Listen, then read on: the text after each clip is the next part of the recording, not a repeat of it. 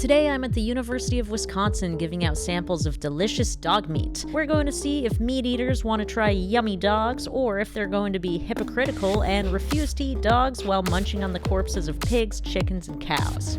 Hey, do you want to try some dog meat? So I want to know what it is. Sure. So this is our farm. It's Elwood Organic Dog Meat Farm. We've been in operation since 1981. We're a local farm in Wisconsin, and we give the dogs a great life. They're happy, they're well fed, they're petted and cuddled. And then when it comes time, they go to a slaughterhouse for a totally painless, humane death.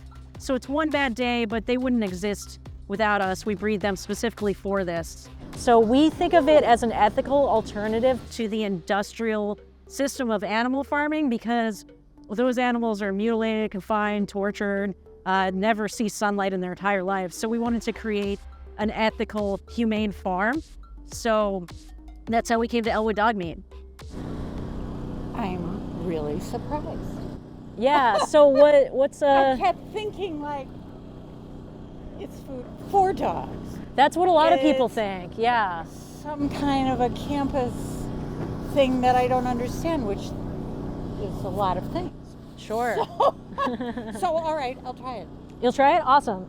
So I've got the retriever ribs, fan favorite.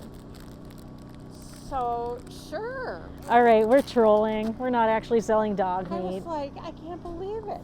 Yeah, so what we are It is is... something I don't understand. Yeah, you were right. You were right. But Well, you're so good. I'm a natural salesman. What can I say? So this is Because I was how like- we think of it. I don't think people would really be going for it, but But you were I got to eat lab meat pretty soon. Labrador steak. I mean, laboratory. Okay, lab-grown meat.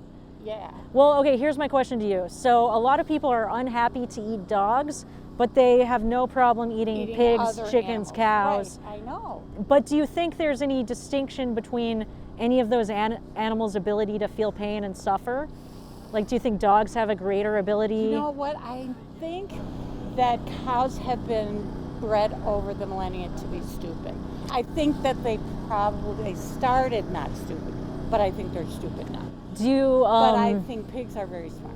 pigs are as smart as 3-year-old human children. So as far as Really? cows' intelligence, one interesting psychological phenomenon is that when people eat a certain species, they devalue their intelligence in their mind. So that you can. Sure, like chickens. Everyone thinks chickens are really dumb. They're not. They're not stupid. They can recognize human faces. They can learn to do tricks. They purr when you pet them. But let's say they were stupid. Do you think we should base someone's moral value on how intelligent they are? Oh, now you're getting really hard, aren't you? Am I getting Really hard? great. This is our chance to get hard.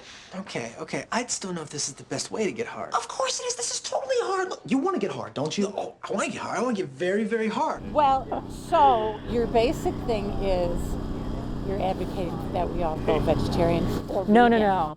Not vegetarian, because if we look at the dairy and egg industries, the animals are confined, tortured, abused, and then slaughtered as well. So it doesn't make sense to be vegetarian because you're still paying for animals So to... we have to be vegan.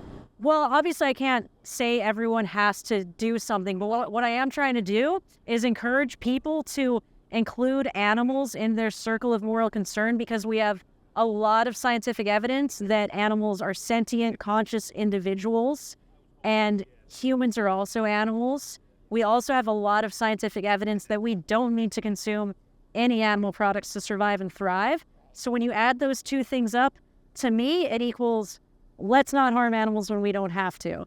And I think that that's kind of grounded in reason and logic. And the reason we're doing this is highlighting that people do have an emotional reaction to dogs because we view dogs as individuals, but we've been culturally conditioned to view farm animals as resources, right? So we're trying to break people out of this cultural conditioning that unfortunately was forced upon us all. Interesting. Yeah. Well, you got me. Yeah, you're going vegan? No. No, but I am moving away from me. I mean, we have Great. been doing it in a little while. It's hard. Do you think so? Well, I think it's hard to change. Changing your lifelong patterns is hard. I think So- it can be.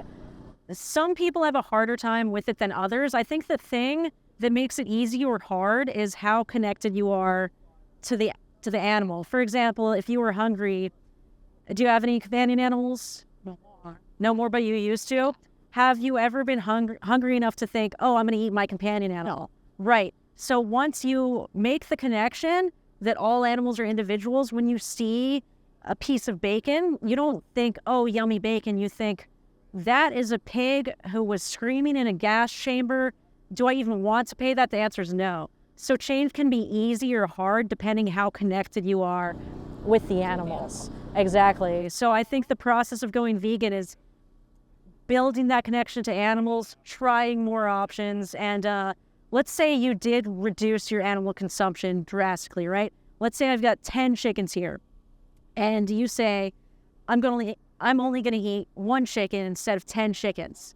To that one chicken who has to go through an electric shock bath, be hung upside down by his ankles and have his throat slit, does it matter that you didn't eat the other 9 chickens? Well, I'm telling you, you're good.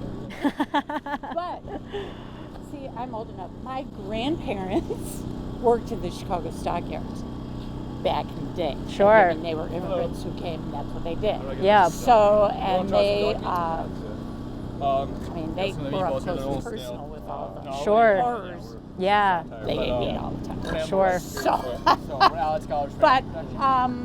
but all right. Well, I was last afraid thing- to even come over here. I'm so glad you did. And, you know, a lot of people say, oh, I'm old, so I can't change. I've met so many vegans who went vegan when they were 70, 80, much older than you. So I think that I would urge you to take this issue seriously because it is a significant moral issue. Climate change as well, but there's a lot of resources on there that make the transition as smooth as possible. All these food trucks have vegan options, and so do the cafeterias. And yeah, like I said, it's about looking at the science and the logic and the reason, and acknowledging that just because we're human doesn't give us the right to torture animals just because we enjoy the flavor and we've always done it, right? All right. Well, I'm still not sure. I'm sold on the marketing dog meat thing. 'Cause Great. I was like afraid to come over. I'm so glad you did. But anyway. Well, okay. what was your name? Paula. Paula, Natalie, pleasure. You have a great day. Go vegan. Thank you for watching today. If you enjoyed this, hit that like button. If you want to support my work, join my Patreon. Otherwise, I will see you next Friday.